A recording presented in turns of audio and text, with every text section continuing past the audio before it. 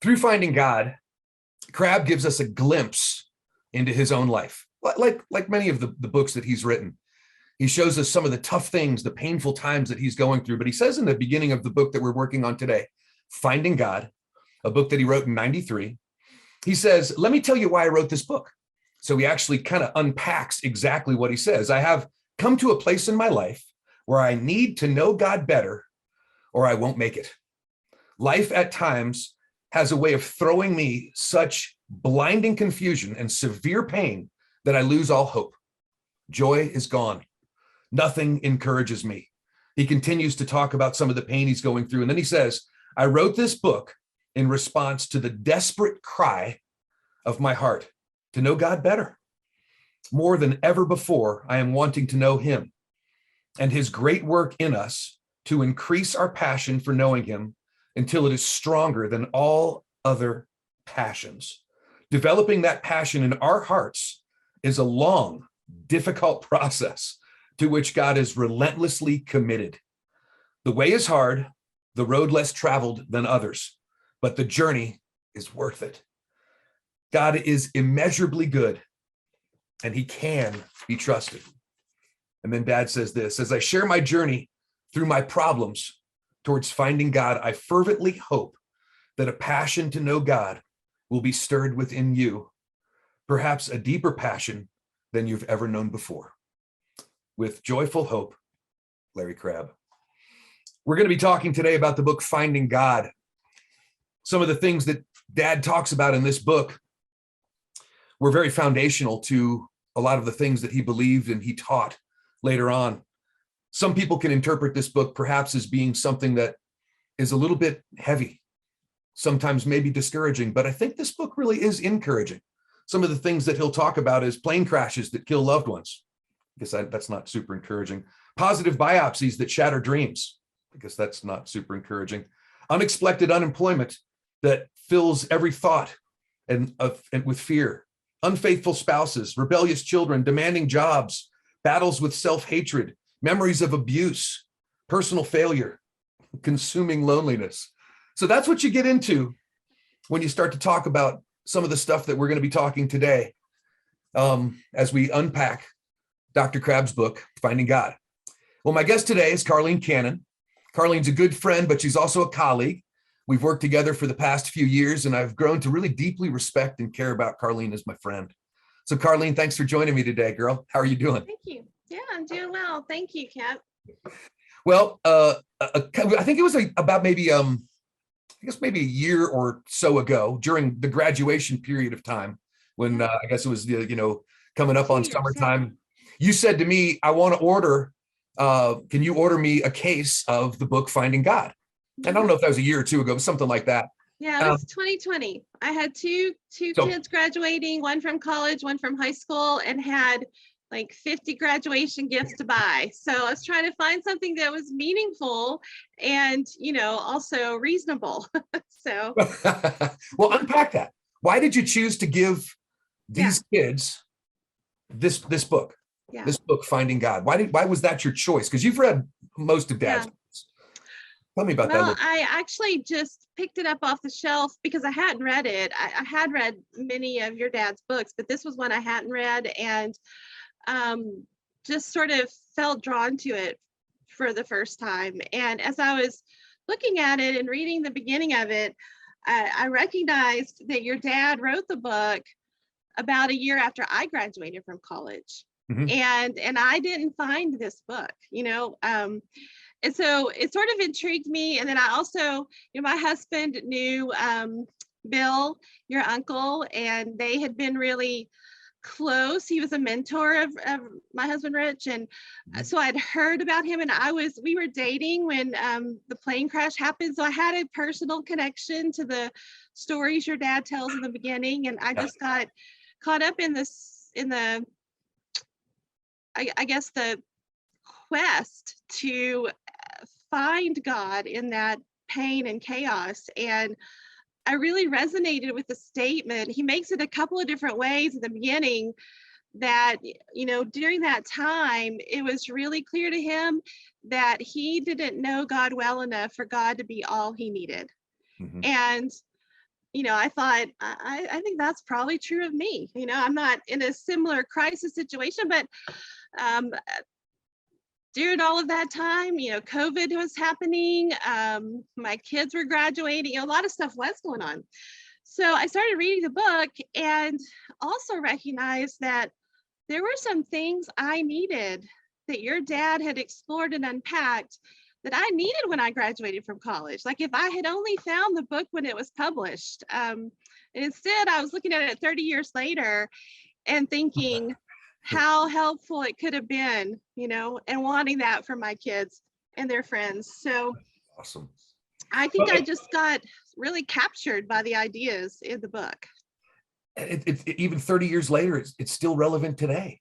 Yeah. And I guess to be very honest with you, as we dive into this book, I haven't read the book like we did in the last few weeks as we were preparing for today. I hadn't read the book in, I'm thinking 30 years.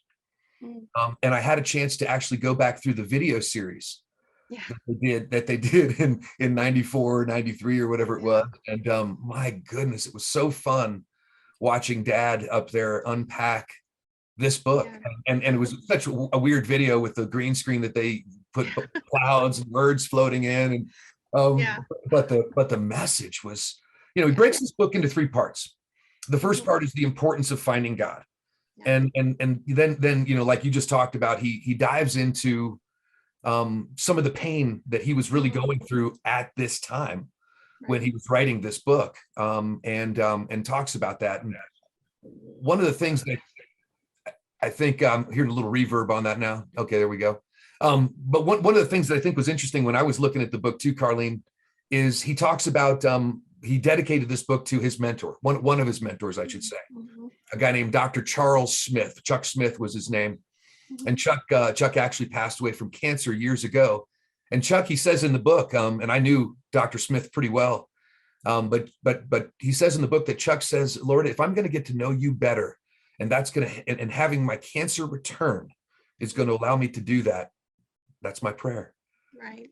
These were the guys that Dad followed in. As I was watching him do the video the last couple of days, he was younger than me when he was doing that video. And when he was talking, I keep looking at my dad as always this guy who's so much older, but he was a few years younger than me when he was doing that. And it's just amazing some of the things that he brings out in this book. What were some of the things to you? You just mentioned a few of them, but kind of elaborate a little bit on some of the things that really drew you to this book.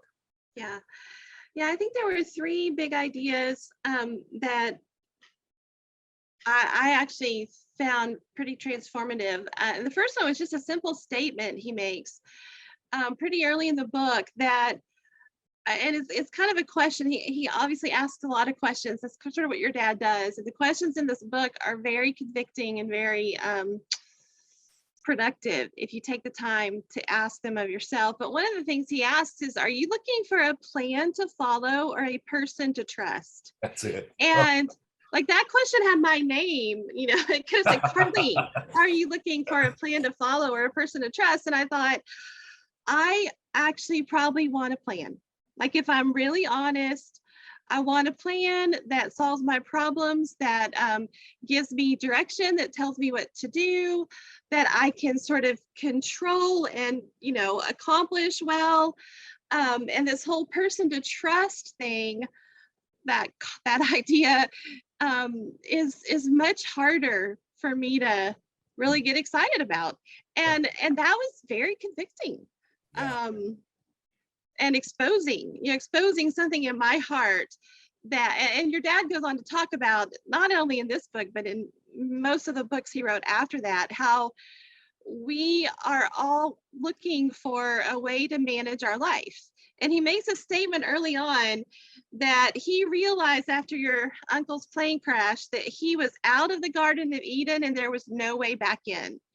And that was another statement that I just thought, that sums up how I feel. I really would kind of like to get back in the garden, and there's no way back. There's an angel standing there. There's no way back in. So then I'm trying to build my own garden or find my own way of managing my life instead of trusting this person and getting to know and finding God.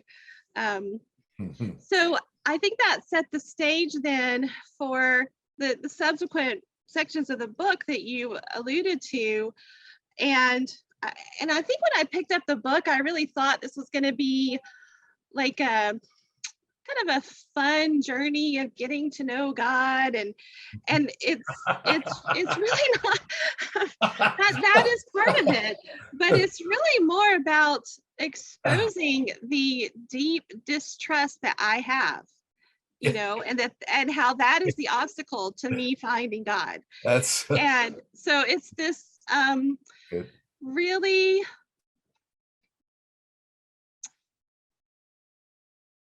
transforming, you know, exercise in looking at what's really going on in my heart.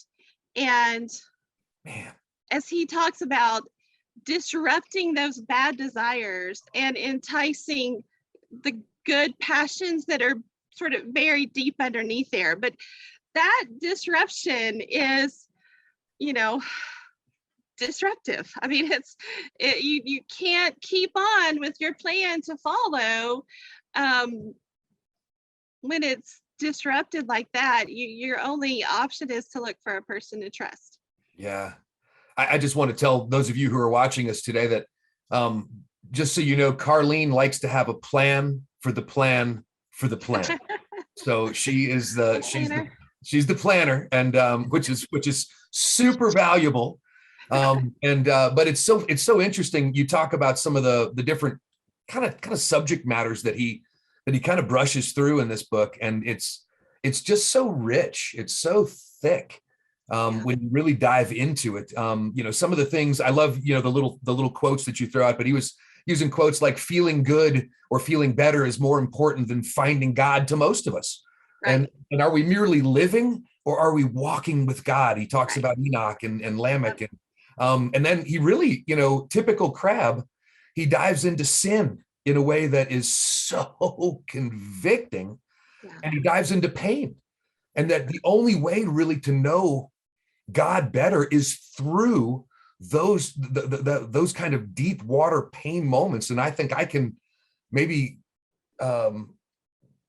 realize some of that through some of the things that I've been through in the last few years. Just to, this book I think means more to me now after having gone through some things and lived a little bit of life, saying, wow, life is not set up to work. But then he also talks about beauty, and he talks about joy. He really does. I mean, a lot of people who know Crabb, and you can probably help us with this, Karlene, because you knew Dad pretty well, but he was a fun guy. He really wasn't this gloomy, doomy, but man, he had his times where he realized this just isn't doing it, and by the way, God, you tell me you're good.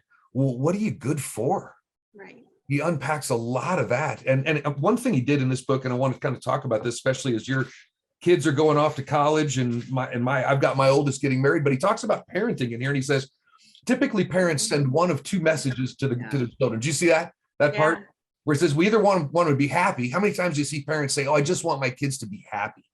Right. I'm thinking, what about holy? But he says you either want them to be happy or you want them to be good, and then he really breaks down how neither one of those things is really helpful in so many different ways. And he talks about the indulgers and the conformists and some of those kind of things that he kind of unpacks. And it's just it's really cool. I mean, I think one of the most valuable parts of this book for me was that it kind of served as a mirror. He started in that whole part about the indulgers and conformers, and then he really breaks that down into what he calls this fallen personality structure. Yes. And he articulates with this like really sharp insight, like what happens internally when things don't go my way. And as I read through that, I just recognize so much of how I respond to things. He talks about the foundation being a doubt of God, but that's not necessarily accessible, but as he goes up these like 5 floors of I need you, I hate me, I will survive, here's how, like I recognize my internal soundtrack so clearly in that. And it doesn't always sound exactly, sometimes like, fine, I'm going to do this, or or sometimes it is just, I hate you, or I hate me. But it was so helpful to understand that structure and start to recognize when things were going wrong in my life and how I was responding, that there was another path. One of the statements your dad made in I think it was Different Kind of Happiness, but he talks about this reflexive relational script that we follow. And I think that's really broken down here in this fallen personality structure. Like I experience this reflexive relational script. We all have our relational strategies. And in offering the alternative counterpart to the fallen personality structure, which is the godly structure, like it gives me some places when I start to recognize what's happening in me internally to short circuit that, to kind of disrupt what's happening and say, if I'm hearing in my head, I hate you, like I have the energy of Christ in me that can say, I accept you instead. And I can get out of this reflexive relational script and move in choosing to trust God, move into this other structure, this other relational pattern that looks more like Jesus. Yeah. So I found just that whole sort of framework that he put together so insightfully, really valuable. And I was reading this book during COVID when everything locked down, and all of a sudden we had like all of our kids back home. They had to leave the schools they were at, and I mean there were some tense moments, and I got to put into practice everything I was reading. That's my next question. How is that that's my next question, is how is the stuff you're talking about now, how has that changed you? How has that made you more aware of what's going on inside of you as you're seeking to know the Lord better, as you relate to your husband and your 117 children?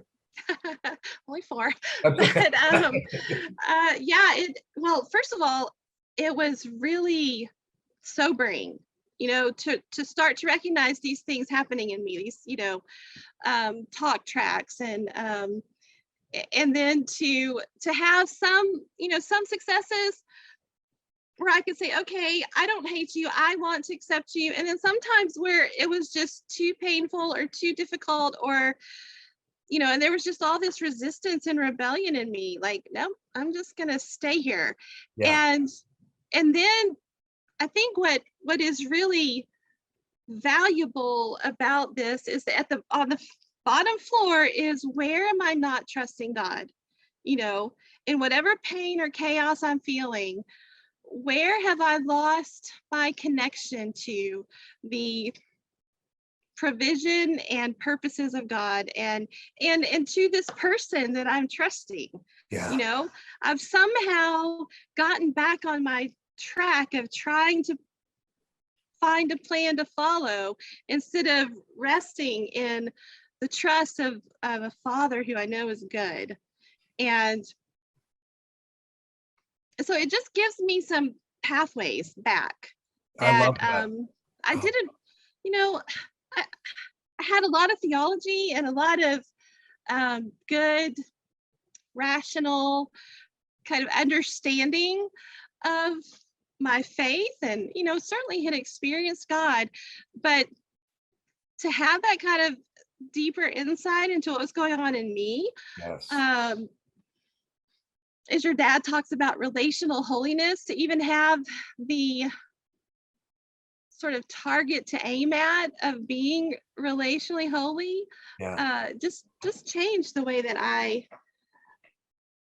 interacted with people who are close to me, and in the difficult situations that I kind of ran into. I don't know if they are aware of that, but there's always a deeper awareness in me of that internal battle happening in me. I love that about you, though, Karlene, and the fact that you have that going on is, at some level, such a good thing. It's funny how Crabb defines sin in here. He says sin is simply our effort to supplement what we think are deficiencies in God's goodness. Yeah. It is trusting ourself instead of trusting God. You talk about that whole trust thing.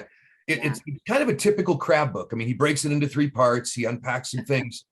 But it's interesting because in the second part of the book, which is titled the obstacle to finding God. It's kind of, when we were younger, used to do sermons of, what it is, what it isn't, and how to get it, or something like that. He always had his kind of a thing to it.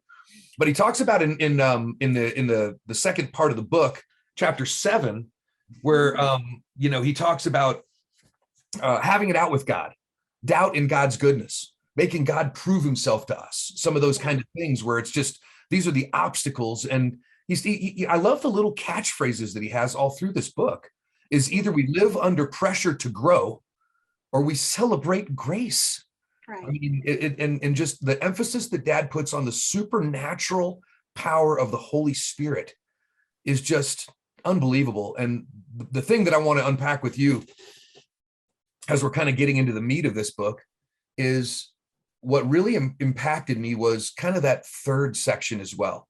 Oh, yeah. And that was really, how do we know God? Okay, we had the first section, the second section of obstacles, and why do we need to know God? And then the last one is, here's the pathway to knowing God.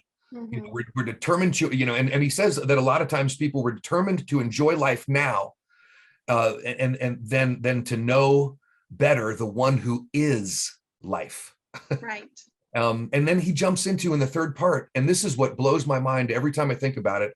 And this is where some of you watching today, I want you to know, and Karlene doesn't like me saying this, but I'm going to have to say it, because larger story and what we're doing with larger story right now, and all the different things we're trying to do, is we're trying to touch a different generation of kids and really to give them hope, that there's hope beyond this, was done because of Karlene's, I think, the Spirit moving in Karlene. And so it's interesting to see in the last pieces of this book, chapter 19, chapter 20, where Dad says all the larger story stuff and telling our stories, and stories that disrupt and entice was a title of one of these, and how we start to unpack this larger story, and tell me how that impacted you, this specifically that third section of the book where God talks about the path to knowing him, because it sounds like this was an important for you. Yeah, I think Larry had since Finding God was written, he's done a lot of work on, soul talk and connecting and true spiritual community, and the value of telling your story, and being in safe places where you can articulate your story. And I think this might have been one of the first places where he really unpacked that. But what was so valuable, I thought, was he broke it down into there's sort of 3 stories that's happening in us at any given time. There's kind of the present story that is sort of your current relational strategy, your current relational situation.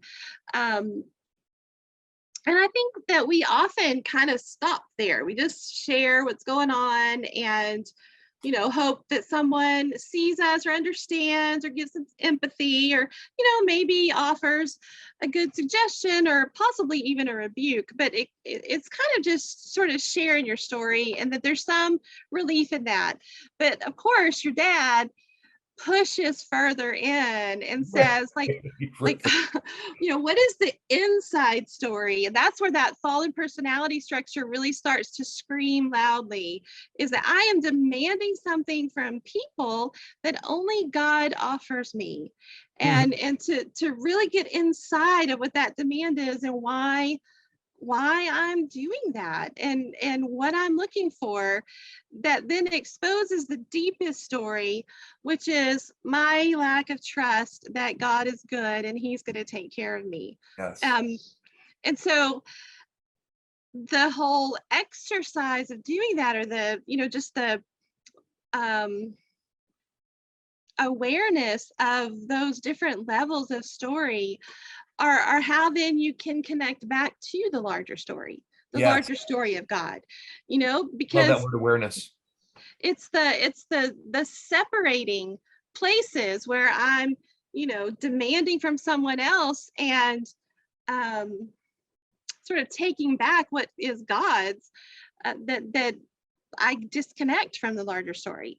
And so I and in the process of all of that, he does talk about how in that awareness, there's this opportunity to join with the spirit in disrupting Yes. those bad desires, this demand, this lack of trust, this desire to take care of myself, and to entice what is in there, these good desires of surrender and repentance um, and loving others like Jesus does, instead of demanding from them that they solve something in me.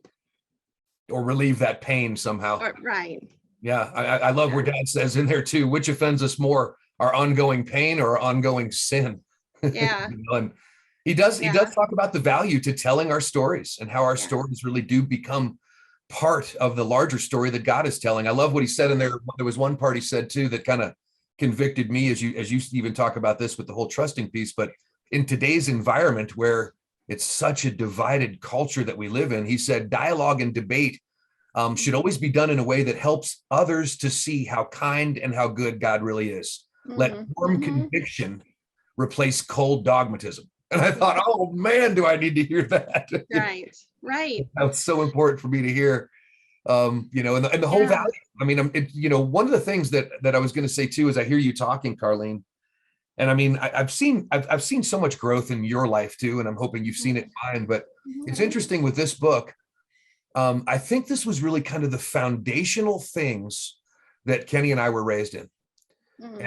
And it really just kind of came to the culmination as he wrote Finding God, of everything that we were taught as we were growing up. And I don't know if Dad knew this, as it was all done, as he was just experiencing life and raising two crazy boys, and realizing that life doesn't go the way we want it to go. And that's the one sin that we've all really are guilty of. And he's talking about that in the next book that we're going to be producing is, we know more than you, God. Right. We know more than you, and we don't trust you. And that's the sin that Dad exposes. And I love how he weaves in joy. I mean, you knew Dad pretty well. You and Dad had a lot of good conversations. He loved a good time. He liked to laugh. He loved good comedians. He loved just he had a love for life, but he realized that wasn't it. And so I think that love for that stuff became even diminished more as his life became older. I'm starting to realize, especially in reading this book, and I kind of introed with all the different things of, unfaithful spouses and jobs that are lost and, planes that crash. And this life is just not set up to work well. Yeah. And if we put our eggs in this basket, we are in real trouble. And Dad always had an eternal perspective that I'm starting to understand just a little bit more. And I'm so grateful to have known that guy, Yeah. He was a fun-loving guy. Yeah. Yeah, I think the word picture he paints in the beginning of the book about being outside the garden and doing everything we can to get back in, and then realizing we can't get back in the garden, so we're just going to make our own garden. And yet the call is for us to come to heaven. And you just talked about the Kingdom eternal builders. perspective, and like we're just trying to, cultivate our own garden and missing the real point of the journey, which is heaven and that person to trust, and your dad did always have that both that singular focus and also the humility and transparency to sort of lead and shepherd the rest of us into looking at the deep distrust we still have. And I always find that so hopeful when I read your dad's stuff, that he's always wrestling with his internal world. He never settles, and he's always willing to see his whole idea of looking bad in the face of love. It gives him the courage to look and say, yep, there it is again. There's the darkness again. There's the ugliness again. There's the place I don't trust. And it gives me the courage to keep doing that. Sometimes I get rebellious and resist it, but I'm inspired to continue the journey as a result. His honesty and his humility in approaching it, and his realizing what a fallen person he was, is an example. And this book is really important. I really enjoyed going through it, and I'm so glad, Karlene, that you joined me today to chat through some of this stuff. And I want to encourage you guys that are watching us today to jump online at largerstory.com and get yourself a copy of Finding God today. We've got some copies that we'd love to give to you. Yeah, and there's really a lot in this book, and Karlene and I just kind of scratched on just a few of the surface points in it. But I would encourage you to dive into it. This is a book that I think really established some of the foundational thinking that Dad really moved forward on up to that point, and it really just kind of launched into where he went in a lot of his later writings, which I think is evident in a lot of his books. But this one seems to be a pivotal moment where he really became aware of things, especially in what was happening circumstantially in his own life at the time. Is there anything else you want to say, girl? No, I think we covered it. I just would reiterate again, it's a book worth reading.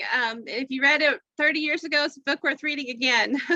So I've said it. I would definitely find a copy.